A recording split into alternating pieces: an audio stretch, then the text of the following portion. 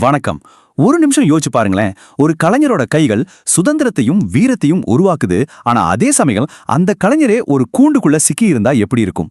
இன்னைக்கு நாம அத்ரியான் ரிச்சோட அத்தை ஜெனிஃபரின் புலிகள் அப்படிங்கிற ஒரு அற்புதமான கவிதையை பார்க்க போறோம். இதுல கலை, சுதந்திரம், அப்புறம் வாழ்க்கையோட பாரமான சுமைகள், இதுக்கு நடுவுல இருக்கிற ஒரு ஆழமான முரண்பாடை தான் நாம ஆராய போறோம். Aunt Jennifer's tigers prance across a screen. Bright topaz denizens of a world of green. இந்த வரிகளை கேட்கும்போதே மனசுக்குள்ள ஒரு காட்சி விரியுது இல்லையா? அத்தை ஜெனிஃபர் அவங்களோட கலையால உருவாக்குற இந்த உலகம், இதுல எந்த பயமும் இல்ல, எந்த கட்டுப்பாடும் இல்ல. இது ஒரு பசுமையான, சுதந்திரமான கனவுலகம். சாரி, இவ்வளவு கம்பீரமான புலிகளை உருவாக்கின அந்த கலைஞர் யாரு? அவங்கள பத்தி தெரிஞ்சுக்கிட்டாதான் இந்த கவிதையோட ஆழம் நமக்கு முழுசா புரியும். இந்த கவிதையை எழுதினவங்க ஒரு சக்தி வாய்ந்த பெண்ணிய கவிஞர் ஆட்ரியான் ரிச். அட்ரியான் ரிச் அவங்க அமெரிக்காவில் பிறந்தவங்க. அவங்க வெறும் ஒரு கவிஞர் மட்டும் இல்லைங்க, அவங்க சமகால பெண்கள் இயக்கத்தோட ஒரு ரொம்ப முக்கியமான தைரியமான குரல். அவங்க கவிதைகள்லாம் இனவெறி, போர் மாதிரியான பெரிய சமூக அநீதிகளுக்கு எதிராக நின்னுச்சு. ஆனா அதே சமயம் அவங்க ஒண்ணு புரிஞ்சுக்கிட்டாங்க, ஒரு பெண்ணோட திருமண வாழ்க்கைக்குள்ள நடக்கிற சின்ன சின்ன அடக்குமுறைகள் கூட ஒரு விதமான போர்க்களம் தான்னு. இந்த கவிதை அந்த உள்நாட்டு போர்க்களத்தை பத்தி தான் ரொம்ப ஆழமா பேசுது. வாங்க உள்ள போய் பார்க்கலாம்.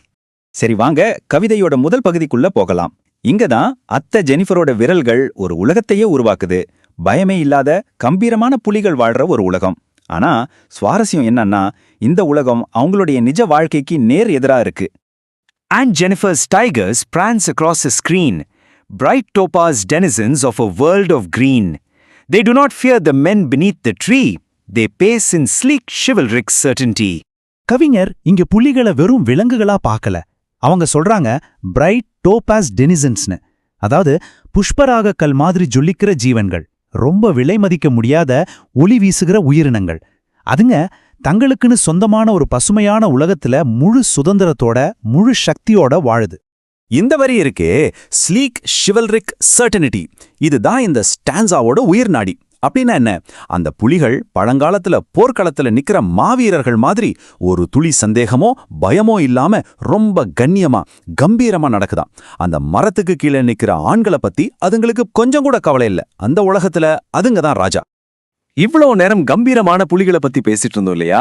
இப்போ திடீர்னு கேமரா அப்படியே ஜூம் அவுட் ஆகி அதை உருவாக்குற கைக்கு போகுது. இங்கதான் கதை முற்றிலும் மாறுது. படைப்பு எவ்வளவு சுதந்திரமா இருக்கோ, அந்த படைப்பாளி அவ்வளவு சிறைப்பட்டு இருக்காங்க. Aunt Jennifer's fingers fluttering through her wool find even the ivory needle hard to pull. The massive weight of Uncle's wedding band sits heavily upon Aunt Jennifer's hand. யோசிச்சு பாருங்க, ஒரு பக்கம் துள்ளி குதிக்கிற புலிகள், இன்னொரு பக்கம் இந்த மேசிவ் வெயிட், ஒரு மிகப்பெரிய பாரம். அந்த மாமாவின் திருமண மோதிரம், அது வெறும் தங்கம் இல்ல, அது ஒரு சுமை. அவங்க திருமண வாழ்க்கையில் அவங்க அனுபவிச்ச கஷ்டங்கள், அடக்குமுறைகள், நிறைவேறாத கனவுகள் எல்லாத்தோட மொத்த பாரம் அது. அந்த பாரம் அவங்க கையை மட்டும் அழுத்தல, அவங்க ஆன்மாவே நசுக்குது. இந்த ரெண்டு உலகத்துக்கும் இருக்கிற வித்தியாசத்தை பாருங்களேன். ஒரு பக்கம் புலிகள் கம்பீரமா நம்பிக்கையோட துள்ளி திரியுது, இன்னொரு பக்கம் அத்தை ஜெனிஃபர் அவங்க விரல்கள் நடுங்குது, ஒரு சின்ன ஊசியை இழுக்க கூட கஷ்டப்படுறாங்க. புலிகளுக்கு பயம்னா என்னன்னே தெரியாது, ஆனா இவங்களோ கஷ்டங்களாலேயே சூழப்பட்டிருக்காங்க. இந்த முரண்பாடு தான் நம்மள உழுக்குது. சரி, இப்போ கவிதையோட கடைசி பகுதிக்கு வந்திருக்கோம். ரொம்பவே மனதை உருக்கக்கூடிய ஒரு பகுதி இது. இங்க ஒரு சோகமான உண்மையை பார்க்க போறோம். சிலருக்கு மரணம் கூட விடுதலையை தராது. ஆனா கலை எப்படி காலத்தை வென்று நிக்குதுன்னு பார்க்க போறோம். When aunt is dead, her terrified hands will lie, still ringed with ordeals she was mastered by. The tigers in the panel that she made will go on prancing, proud and unafraid. இது எவ்வளவு பெரிய சோகம் பாருங்க. அத்தை Jennifer இறந்த பிறகும் கூட அவங்க கைகளுக்கு விடுதலை கிடைக்கல. அவங்க வாழ்நாள் முழுக்க அவங்கள ஆட்டி படைச்ச கஷ்டங்களோட சின்னமா அந்த மோதிரம் அவங்க கையில அப்படியே இருக்கு. அவங்க போராட்டம் சாவோட முடியல, கல்லறை வரைக்கும் தொடருது. ஆனா இங்கதான் ஒரு சின்ன திருப்பம், ஒரு நம்பிக்கையை கீற்று. கலைஞர் மறைஞ்சு போனாலும் அவங்க கலை வாழுது. அவங்களுக்கு கிடைக்காத சுதந்திரத்தை அவங்களோட படைப்பு அடைஞ்சிருச்சு. அந்த புலிகள் அதுங்க எப்பவும் பெருமையோட பயமில்லாம துள்ளி குதிச்சுக்கிட்டே இருக்கும். அப்போ இந்த கவிதை நம்ம மனசுல ஒரு பெரிய கேள்வியை விட்டுட்டு போகுது. ஒரு பக்கம் பலவீனமான சிறைப்பட்ட அத்தை ஜெனிஃபர், இன்னொரு பக்கம் அவங்க உருவாக்குன சக்தி வாய்ந்த சுதந்திரமான புலிகள். இந்த ரெண்டுக்கும் நடுவுல இருக்கிற இந்த உறவை நம்ம எப்படி புரிஞ்சுக்கிறது?